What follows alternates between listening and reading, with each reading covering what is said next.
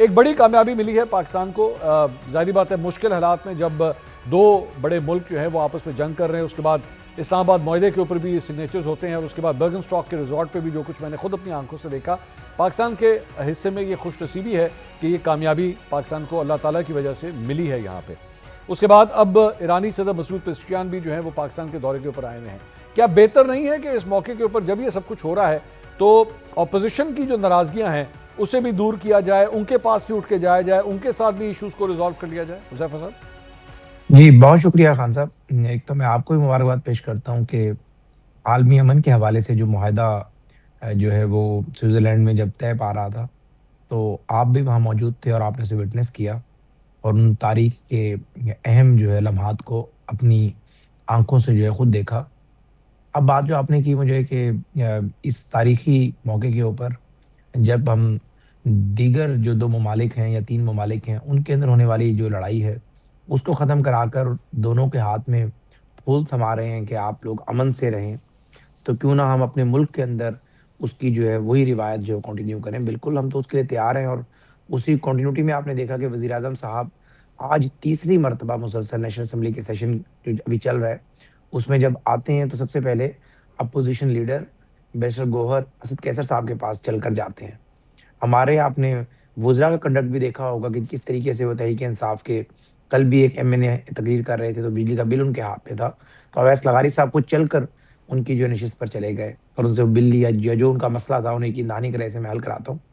गुज़ारिश ये है कि अगर तो पार्लियामेंट में जो मसाइल का सामना है पाकिस्तान तहरीक-ए-इंसाफ को या दीगर सियासी मामलात हैं, जो इन्हें मैंडेट मिला केपीके में, उसके हवाले से कोई इश्यूज़ हैं, बिल्कुल उन पर बात होनी चाहिए। दीगर इश्यूज़ पे भी बात हो सकती है, लेकिन जो ये आगाज़ अगर वहाँ से करते हैं कि बानी तहरीक-ए-इंसाफ की रिहाई हो या सियासी मुलाकातों की बहाली हो, तो फिर इन्हें ये सोचना चाहिए कि ये नौबत आई क्यों है?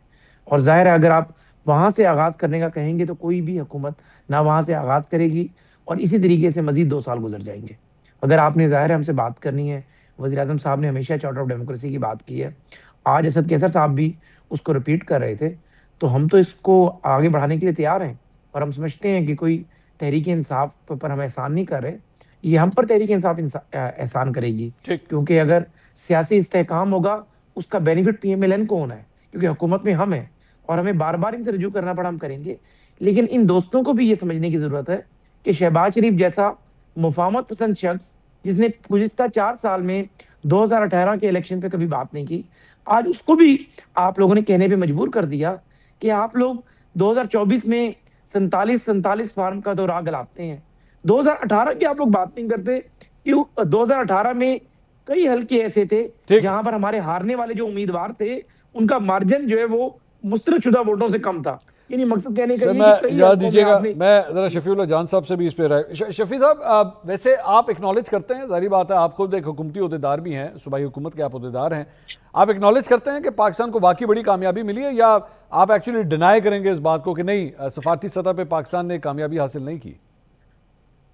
सबसे पहले मंसूर साहब आपका शुक्रिया। जो सालसी का रोल प्ले किया गया, इससे पाकिस्तान का वकार बुलंद हुआ, बड़ी वेरी गुड। अच्छी बात है। तमाम पाकिस्तानी जो है इसको अप्रिशिएट करते हैं। लेकिन इससे बड़ी चीज ये है कि अब इस सालसी के रोल से पाकिस्तान को क्या हासिल होगा, ये बहुत बड़ा सवाल है।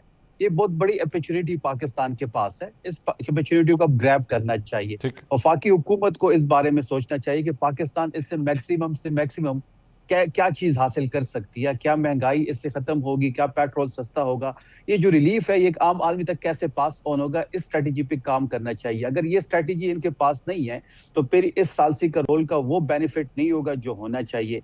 अब तो जहां तक शफी साहब, सियासी इस्तेक शफी साहब, ये जो आपने अच्छा किया, मुझे बड़ी अच्छी लगी ये बात कि इवन आपका ताल्लुक ऑपोजिशन से है, लेकिन आप भी ये बात एक्सेप्ट कर रहे हैं कि सालसी के किरदार में पाकिस्तान को एक कामयाबी मिली है, आप एक्नॉलेज करते हैं। और जाहिर बात है मेरे ख्याल में इसका सेहरा आप प्राइम मिनिस्टर और सीडीएफ को ही देंगे, फील्ड मार्शल आसिम मुनीर को ही देंगे, ऐसा ही है? देखिए, मैं इसी पे आ रहा था मंसूर साहब, अगर आप मुझे 2 मिनट देंगे तो मैं सारी चीज जो है वो डिस्क्राइब कर पाऊंगा। जी जी। देखिए, अब एक आपने सिर्फ आप क्या सिफारती जो भी हुआ, जो भी सालसी का रोल प्ले किया गया, जिससे पाकिस्तान का इमेज बेहतर हुआ, जी तमाम जी। पाकिस्तानियों को इस पे खुशी है। हम्म। लेकिन इससे ज्यादा जरूरी दाखिली चीजें हैं। अब आपको दाखिली चीजों पे भी इस तरह नहीं हो सकता कि बाहर आप तो सालसी का रोल प्ले कर रहे हैं, जहां पे आपने ईरान और अमेरिका की सालसी का रोल प्ले कर लिया, लेकिन दूसरी साइड पे अगर आप देख ले तो अफगानिस्तान जिसका बॉर्डर बंद है और खैबर पख्तूनख्वा उससे इफेक्ट हो रहा है, वहां पे आप जो है वो मुज़ाकरात की बात कर ही नहीं रहे। फिर एक तीसरी जगह हिंदुस्तान के साथ आप ट्रेड की बात कर रहे हैं, लेकिन अफगानिस्तान के बॉर्डर को आपने बंद किया हुआ है। फिर इसके साथ साथ जो आपकी दाखिला सूरत हाल है कि एक सबसे बड़ी पॉलिटिकल पार्टी को जिस तरीके से आपने दीवार के साथ लगाया हुआ है, पाकिस्तान के सबसे पॉपुलर लीडर को आपने नाजायज तौर पे अगवा किया हुआ है। शफी साहब, आपके ख्याल में ये जो कुछ भी आप कह रहे हैं कि आपने अगर इंटरनेशनल सतह पे मफाहमत के जरिए इस मामले को अगर अचीव किया है, तो किसने किया है कि हम उससे बात करें? आपके ख्याल में उसको किसको एक्नॉलेज किया जाए? जाहिर बात है फिर ये जिम्मेदारी भी उन्हीं को ही देनी चाहिए ना। अगर वो इंटरनेशनली एक कामयाबी हासिल करते हैं तो लोकली भी वही कामयाबी हासिल करें। आपके ख्याल में किसे किरदार अदा करना चाहिए?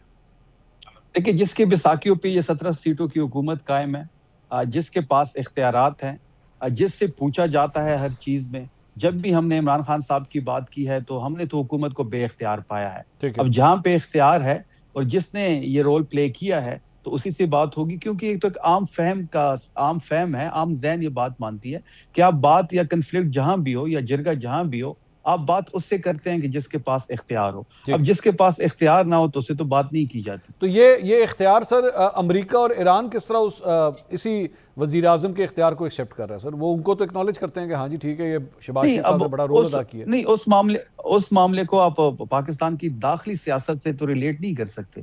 ठीक है, आप माइक ले जाएं, आप पाकिस्तान के किसी कोने में भी चले जाएं और आप वहां पे पूछ लें कि पाकिस्तान में जो इस वक्त की हुकूमत है ये किसके बैसाखियों पे खड़ी है, किसने इसको भर्ती किया है, किसने इनको बैठाया हुआ है, तो आपको सब पता चल जाएगा। बिल्कुल ठीक है। हसन अयूब साहब, ये आपने सारी ये गुफ्तगू सुनी है, आपके ख्याल में बड़ी कामयाबी तो सफारती तौर पे मिली है पाकिस्तान को, इसको तो एक्नॉलेज करते हैं, शफीउल्लाह जान साहब खुद भी एक्नॉलेज कर रहे हैं, लेकिन उनकी ये डिमांड दुरुस्त नहीं है कि अगर वहां पे अमन कायम किया जा रहा है तो भाई हमारे साथ भी अमन कायम कर लें, हमारे साथ भी इशूज़ को रिजॉल्व करें। देखिए, हुकूमत की जानिब से तो वाइट फ्लैग कई दफ़ा रेज किया गया, लहराया गया, लेकिन आगे से यानी पाकिस्तान तहरीक इंसाफ और अभी भी शफी जान साहब ने यही कहा कि वो हुकूमत से बात करने का फ़ायदा नहीं है, वो वहाँ बात करेंगे जहाँ पर ताकत है। अब ये मौजूदा हुकूमत को कहते हैं कि ये 17 सीटों की हुकूमत है, इससे बात करने का फ़ायदा नहीं है, लेकिन कहते हैं कि हमारी जिद्दोजहद जो है वो जमहूरी है। अच्छा, जमहूरी जिद्दोजहद के अंदर बात हमने जो है वो वज़ीर-ए-आज़म से या उनकी काबीना के अरकान से बात नहीं करनी, बात हमने करनी है इस्टेब्लिशमेंट से। तो फिर ये कैसी जमहूरी जिद्दोजहद है जिसमें बात आप इस्टेब्लिशमेंट से करेंगे? दूसरी बात ये है कि ये तो मौजूदा हुकूमत जो है वो तो बिल्कुल उसके पास कोई मकबूलियत नहीं है। बकौल पाकिस्तान तहरीक इंसाफ के दोस्तों के मकबूल तो पाकिस्तान तहरीक इंसाफ है। अब देखें ना जी, पिछले जो मंगल था उसमें 1 मिलियन मार्च जो है वो हो गया उनका, 10,000 लोग लेकर आने थे, लेकिन 10 लाख लोग आ गए अडियाला के बाहर। तो अडियाला की जो दरो दीवार थी वो लरस गई और उस वक्त जो सुप्रीडेंट जेल थे उन्हें जनाब भुखलाहट का शिकार हो गए और उन्होंने कहा कि कोई हेलीकॉप्टर आए तो मैं फरार हो जाऊं। तो ऐसी सिचुएशन है, इतनी मकबूलियत है पाकिस्तान तहरीक इंसाफ की। और आज भी देख लें कि आज तो यानी 15 लाख से ऊपर का नंबर था कम अज कम। तो इतने बड़ा नंबर जब ये ट्रैक करने में कामयाब होते हैं तो फिर जाहिर बात है बार्गेनिंग भी करने की पोजीशन में है, फिर एस्टैब्लिशमेंट भी इनके सामने घुटनों के ऊपर आ जाएगी, वज़ीर-ए-आज़म भी जो है नाक से लकीरें निकालेंगे। यार अल्लाह का नाम है, आपको एक दफ़ा, दूसरी मरतबा, तीसरी मरतबा दावत मिल रही है, एक सियासी अमल में शामिल हों, जमहूरी अमल में आएँ, एक वर्किंग रिलेशन बनाएं, अपने लिए भी आसानी पैदा करें, अपने वर्कर के लिए भी आसानी पैदा करें और अपने सूबे के लिए भी आसानी पैदा करें और आगे बढ़ें, मूव ऑन। ये जिस जगह पर ये इनकी सुई फंस चुकी है वहां से ये आगे बढ़ते नहीं है, एस्टैब्लिशमेंट इनको मुंह लगाती नहीं है, हुकूमत की पेशकश को ये कबूल नहीं करते और फिर कहते हैं जी कि हुकूमत हमसे बात नहीं करती। तो मैं तो आई फेल टू अंडरस्टैंड कि क्या इस सियासी हिकमत अमली है, ये क्या विजन है। यानी इनके पास एक सोच नहीं है। कभी कहते हैं महमूद खान नचक से ये करेगा, कभी कहते हैं जी अलामा राजा नासिर अब्बास से ये करेंगे। मतलब जितने लोग हैं हर जगह जनाब इनके हर एक आदमी ने 1.5 इंच की मस्जिद बनाई है, कोई क्लैरिटी नहीं है, इजाज़त दीजिएगा, कोई क्लैरिटी नहीं है। और मेरे ख्याल से इमरान खान साहब ने ठीक किया है जी, इमरान खान साहब ने ठीक किया है कि तमाम के तमाम जो बड़े ओहदे हैं वो अपनी पार्टी में से किसी को नहीं दिए। कौमी असम्बली का दे दिया महमूद खान को और सेनेट का जो है कायदे इस्म इख्तिलाफ को दे दिया उन्होंने अल्लामा राजा नासिर अब्बास साहब को, क्योंकि इनकी एहलियत ये थी और उन्हीं की, वो इनके कप्तान थे, वो पहचान चुके थे कि ये किस काबिल है। ठीक है, इस पे कादिर मंदुखैद साहब, ये जो कुछ भी हो रहा है आपके ख्याल में हुकूमत की कामयाबी है, या आपके ख्याल में हुकूमत को अभी मजीद कुछ करने की ज़रूरत है जहाँ तक अभी तक ये अचीव कर लिया है? देखिए, हम चारों में खुश नसीब आप है कि आपने ये पीस टॉक और ये सारी बातें अपनी आंखों से देखा और कवर किया है। यकीनन पाकिस्तानी जंग के मैदान में जहां दुनिया में अपना नाम कर दिया, वहां सफारसी साहब पे भी उन्होंने अपना सिक्का मनवाया है। और ये जे डिफेंस ने तारीफ़ की है फील्ड मार्शल का कि ये एक बेहतरीन सफारतकार भी है। लेकिन साथ साथ जो शफी जान साहब बातें कर रहे हैं, यकीनन उसमें वज़न है और कि जारी बात है इस पीस टॉक से हमें फ़ायदा होना चाहिए।